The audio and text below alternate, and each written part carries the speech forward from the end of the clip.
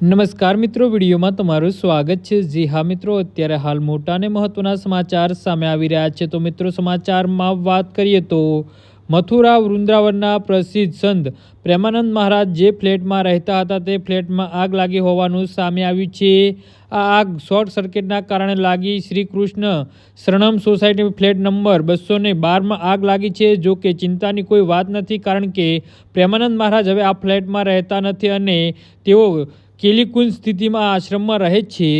જી હા મિત્રો, પ્રખ્યાત પ્રેમાનંદ મહારાજના કરોડો ફોલોવર છે જે તેમનો ઘણો પ્રેમ કરે છે। ગત રાત્રિના સમયે જેવી આ ખબર સામે આવી કે શ્રી કૃષ્ણ શરણમ સ્થિત ફ્લેટ નંબર 212માં શોર્ટ સર્કિટના કારણે આગ લાગી છે, ત્યારે ત્યાં ભારે ભીડ જમા થઈ ગઈ હતી ને, કારણ કે ત્યાં પહેલા પ્રેમાનંદ મહારાજ રહેતા હતા। જો કે હવે તેઓ ત્યાં નથી રહેતા, હવે તેઓ માત્ર કેલીકુંજમાં આવેલ આશ્રમમાં રહે છે। જે ફ્લેટમાં આગ લાગી હતી તે આગ એટલી ભીષણ હતી કે ફ્લેટના કાચ તૂટીને અંદર ઘૂસવું પડ્યું હતું। જો કે સ્થળ પર પહોંચેલ ફાયર વિભાગની ગાડીઓ દ્વારા આગ પર કાબુ મેળવી લેવામાં આવ્યો અને કોઈ જાનહાનિ નથી થઈ।